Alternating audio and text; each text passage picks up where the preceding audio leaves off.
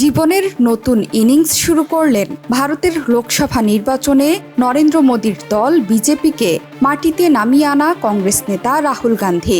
10 বছর পর লোকসভায় বিরোধী দলীয় নেতার আসন ফিরতেই সেই আসনে বসলেন তিনি। প্রথমবারের মতো সাংবিধানিক পদে বসেই চমক দেখিয়েছেন রাহুল।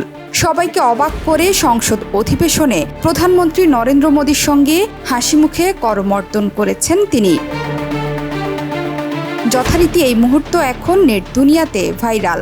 রাহুলের লাখো কোটি ভক্তরা বলছেন, নতুন ইনিংস শুরু করেই ছক্কা হাঁকালেন রাহুল গান্ধী। কংগ্রেসের নেতৃত্বাধীন বিরোধীদের ইন্ডিয়া জোটের শরিকদের সঙ্গে আলোচনায় সবার মত নিয়ে ঠিক হয় 18তম লোকসভায় রাহুল গান্ধী হবে বিরোধী দলীয় নেতা। এরপর লোকসভায় আনুষ্ঠানিকভাবে বিরোধী দলীয় নেতা হিসেবে রাহুলের নাম ঘোষণা করা হয়। 2014 সাল থেকে বিরোধী দলীয় নেতা শূন্য ছিল লোকসভার বিরোধী দল। শেকড় থেকে শিখরে। কারণ লোকসভায় বিরোধী নেতা হওয়ার জন্য কোনো একক দলকে মোট 543 আসনের কমপক্ষে 10% পেতে হয়। কিন্তু গেল 2টি লোকসভার নির্বাচনে কংগ্রেস বা অন্য কোনো দল তা পূরণ করতে পারেনি। অবশেষে রাহুল ম্যাজিকে এবার সেই যোগ্যতা অর্জন করে কংগ্রেস, আর বিরোধী দলীয় নেতা হয়ে তারই পুরস্কার পেলেন তিনি। 2004 সালে আমেথি থেকে জিতে লোকসভায় প্রবেশ করেন রাহুল গান্ধী। তারপর 10 বছর কেন্দ্রে ইউপিএর সরকার ছিল। সেই সময়ের প্রধানমন্ত্রী মনমোহন সিং অনেকবার রাহুলকে মন্ত্রী হবার অনুরোধ করলেও রাজি হননি তিনি। তবে 2017 সালে রাহুল কংগ্রেস সভাপতি হন। 2019 সালে লোকসভার ভোটে কংগ্রেস শোচনীয়ভাবে পরাজিত হলে রাহুল ইস্তফা দেন। তবে রাজনীতির ময়দান ছেড়ে যাননি তিনি। নিরন্তর পরিশ্রম করে গেছেন একজন পরিণত রাজনীতিক হতে।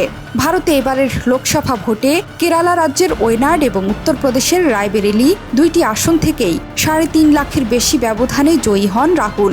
এই পরিস্থিতিতে তাকে বিরোধী দলনেতা করার জোরালো দাবি উঠেছিল। এই প্রথমবার লোকসভার সামনে থেকে বিরোধী দলকে নেতৃত্ব দেবেন রাহুল গান্ধী। রাজনীতিতে রাহুলের এই প্রত্যাবর্তন রীতিমতো বিস্ময়কর। আগের থেকে অনেক বেশি পরিণত। তিনি এখন মেপে চলেন। ভোটের ফলাফল বেরোনোর পরে প্রথম সংবাদ সম্মেলনেই সবাই বুঝে যায় রাহুল এখন আর উপহাসের পাপ্পু নন।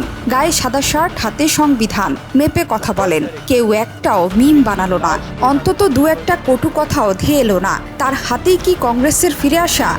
Speaker sir, it is very important.